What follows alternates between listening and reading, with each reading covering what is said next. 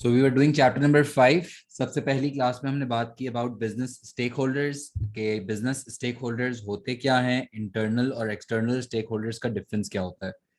फिर हमने ये बात डिस्कस की that when we are writing about any stakeholder group, we have to talk about the roles, the rights and the responsibilities of each stakeholder group.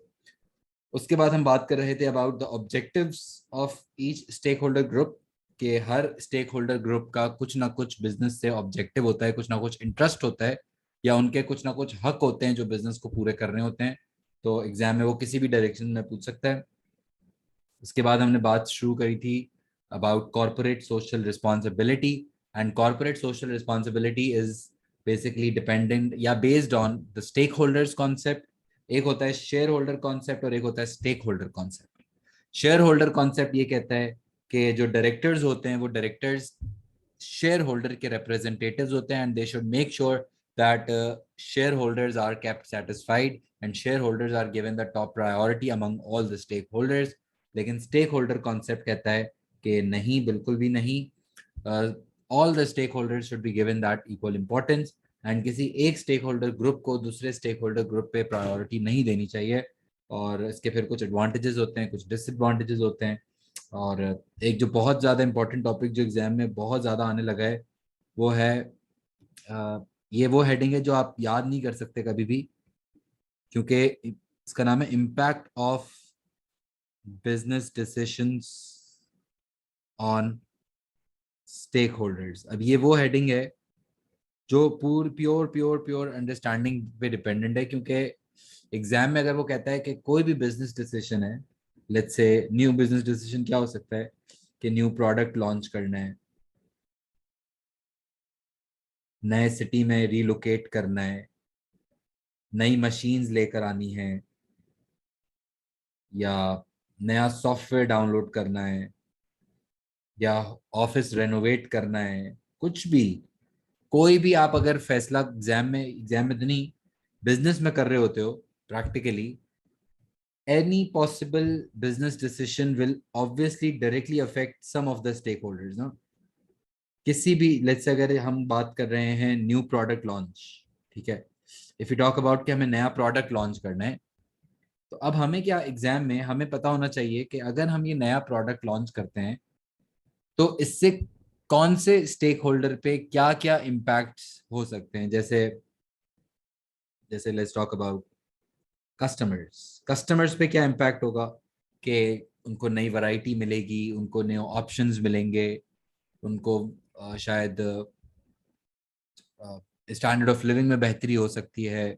और इसी तरह अगर हम एम्प्लॉयज़ की बात करें तो एम्प्लॉयज़ को probably more variety of job, may be promotion prospects, may be increase salaries अगर कोई ऐसा कोई प्रोडक्ट ऐड हो रहा है। इसी तरह अगर हम मशीन्स की बात करें तो मशीन्स में एम्प्लॉयज़ पे क्या इम्पैक्ट होंगे कि शायद ट्रेनिंग्स मिल सकती हैं, शायद रिडंडेंसीज हो सकती हैं। सही है, एक तो हमें पता होना चाहिए कि हर स्टेक होल्डर के ऊपर क्या पॉसिबल इम्पैक्ट्स हैं। अभी आप याद नहीं रख सकते, एग्जाम में आपको वो रैंडमली कोई भी नया बिजनेस डिसीजन सुनाएगा और वो बोलेगा कि यार हम ये करने जा रहे हैं, बताओ स्टेक होल्डर्स पे क्या इम्पैक्ट होगा। तो हमें क्लिक करना होगा कि ये कौन कौन सा स्टेक होल्डर इस सिचुएशन में इम्पैक्ट हो रहा है, और हमें फिर उनके रिएक्शंस भी समझ आने चाहिए कि वो फिर क्या करेंगे। लेट्स से अगर आपका एक बिजनेस है जो मशीन्स लेकर आ रहा है, तो हो सकता है कि एम्प्लॉयज को इम्पैक्ट ये होगा कि उनको ट्रेनिंग्स मिलेंगी लेकिन उनकी जॉब जा सकती है, एंड इन इन रिटर्न वो शायद फिर कोई ना कोई स्ट्राइक्स या प्रॉबली अगर प्रमोशन मिलेगी तो ideas, how will they react to that particular decision. अभी ये वही बात है, याद नहीं कर सकते, ये प्योर अंडरस्टैंडिंग बेस्ड टॉपिक है। लेकिन इसके लिए बुक में एक बड़ा अच्छा टेबल दिया हुआ है, ये जो आपके सामने देखो, इसमें ना 3 मेजर बिजनेस डिसीजंस दिए हुए हैं। तो अभी तुम लोग को क्या करना है कि तुम्हें ना बस एक एक करके I am just showing you guys. जैसे build a new factory to expand business. अब नई फैक्ट्री डेवलप कर रहे हैं तो इससे हमारे एम्प्लॉयज पे, लोकल कम्युनिटी पे और कस्टमर्स पे क्या इम्पैक्ट होगा और फिर वो कैसे रिएक्ट करेंगे। जैसे अगर हम नई फैक्ट्री डेवलप करते हैं तो बिजनेस एम्प्लॉयज पे क्या इम्पैक्ट है, जॉब अपॉर्चुनिटीज आएंगी, नई स्किल्स चाहिए होंगी, तो हो सकता है सामने से नए लोग अप्लाई करना शुरू करें, ट्रेड यूनियंस की इन्वॉल्वमेंट आ सकती है। अब याद नहीं करना, ये बात आप याद नहीं कर सकते, बस एक दफा डिफरेंट बिजनेस डिसीजंस पे आपको सोचना है, सोच सकते हो सोचो। अब जाहिर है वो प्रैक्टिस के साथ आता है, लेकिन ये रीड जरूर कर लो कि let's say if a business is trying to develop a new factory, then how will this impact the employees community and customers. और ये रीड करने के बाद ये पॉज कर लेना रीड करने के लिए, फिर ये बाकी देखो हॉरिजॉन्टल इंटीग्रेशन अगर करते हैं तो बिजनेस पे और एम्प्लॉयज पे, कम्युनिटी पे, कस्टमर्स पे क्या इम्पैक्ट होता है और वो कैसे फिर रिएक्ट करेंगे, हमें ये बातें पता होनी चाहिए। रट्टा नहीं लगा सकते, जस्ट टू अंडरस्टैंड, एक दफा रीड कर लेना बस। और एक बात और याद रहे कि जो हमारे स्टेक होल्डर्स हैं जितने भी,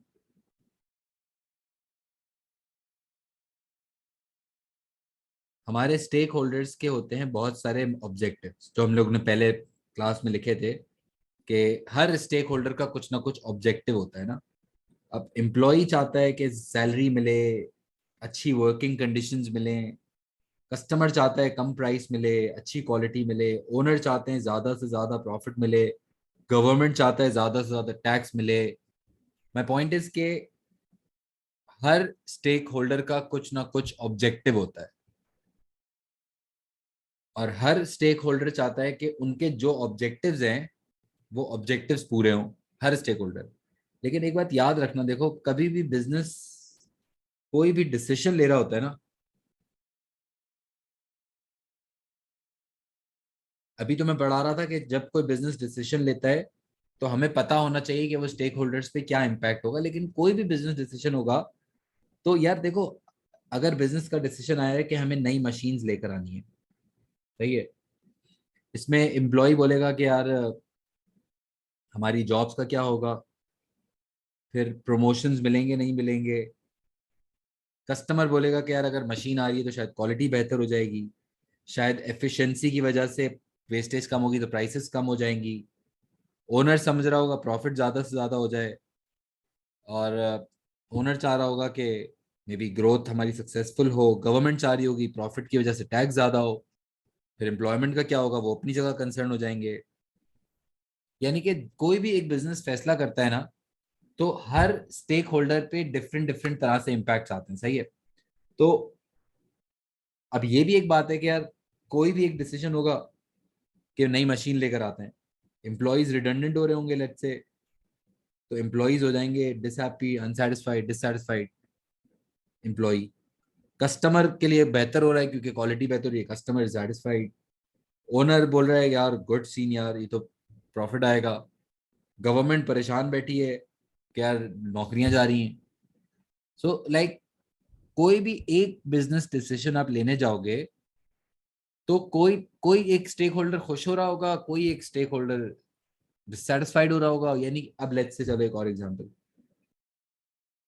बिजनेस ने ये डिसीजन लिया है कि प्रोडक्ट की प्राइस बढ़नी चाहिए, सही है, क्योंकि महंगाई ज्यादा हो गई है, प्राइस बढ़ेगी वरना कॉस्ट कवर नहीं हो रही।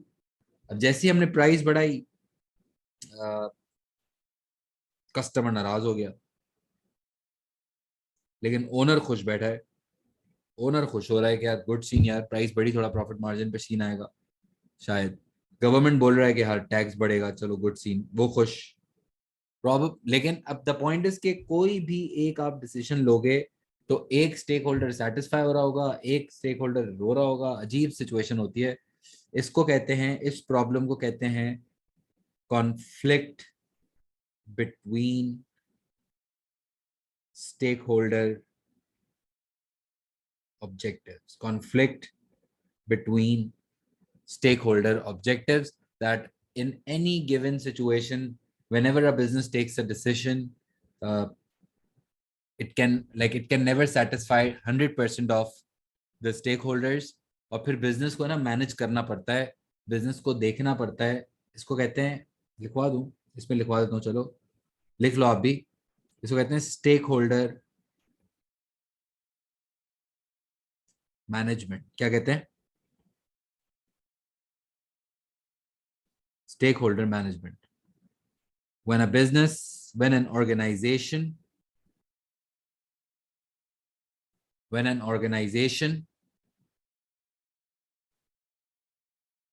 takes a certain business decision,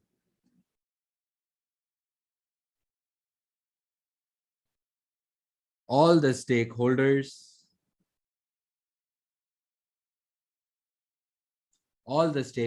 might not be satisfied, and the business will have to and the business will have to ensure that the most important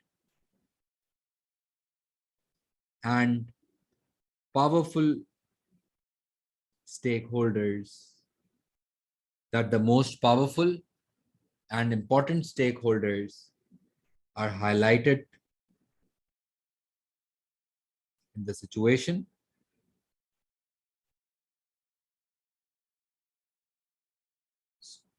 so they can be kept satisfied.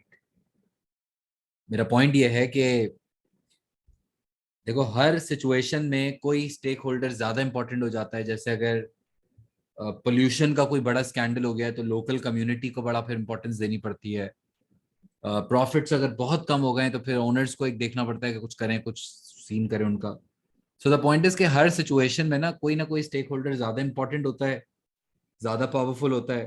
तो हमें वो देखना होता है कि हम किस फैसले से कौन से स्टेक होल्डर को डिससेटिस्फाई करेंगे और वो वाला स्टेक होल्डर डिससेटिस्फाई ना हो जाए जो अभी फिलहाल बहुत इंपॉर्टेंट है. या तो we have to manage whenever we are taking a business decision, we know that every stakeholder is not going to be satisfied, and वो फैसला लो जो कम से कम हार्म कॉज करे, कम से कम स्टेक होल्डर की डिससेटिस्फैक्शन को रेज करे.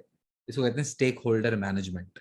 एंड खैर अभी अब इस चैप्टर की अगर मैं बात करूं तो इतना कंटेंट ज्यादा हो गया, लेकिन सबसे पहले स्टेक होल्डर समझ आए, रोल्स राइट्स एंड रिस्पॉन्सिबिलिटीज समझ आया, और impact of business decisions on stakeholders पे हम आज बात कर रहे थे कि अलग अलग बिजनेस डिसीजंस अलग अलग स्टेक होल्डर्स पे इम्पैक्ट कर सकते हैं. और ये टॉपिक आप याद नहीं कर सकते, ये सिर्फ अंडरस्टैंडिंग बेस्ड टॉपिक है, बट इसकी मैंने आपको एग्जांपल्स दिखाई थी तो वो रीड करनी है एक दफा. और it is not possible to satisfy all the possible stakeholders in one situation, and there's always going to be some sort of disagreements, there is always going to be some sort of conflicts, and I have to make sure कि मैं अपने stake holders को अच्छे से manage करके चलाऊं. फिर इसी chapter में मैंने आपको पढ़ाया अबाउट कॉर्पोरेट सोशल रिस्पॉन्सिबिलिटी. वैसे बहुत ज्यादा कंटेंट इसका इसी में इसलिए है क्योंकि स्टेक होल्डर्स की ही बात सीएसआर के साथ कनेक्ट होती है. और फिर उसके बाद आपको क्या वर्ड समझ आ गए?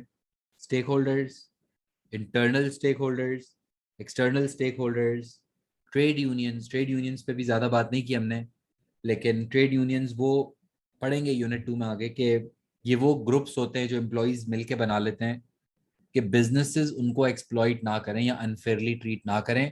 तो एम्प्लॉयज क्या करते हैं, अपने ग्रुप बना लेते हैं, ग्रुप में बात करते हैं, ग्रुप में नेगोशिएशन करते हैं, एम्प्लॉयज अपने राइट्स को प्रोटेक्ट करने के लिए जो समझो सेटअप बनाते हैं. और स्टेक होल्डर कॉन्सेप्ट हमने इस चैप्टर में समझा.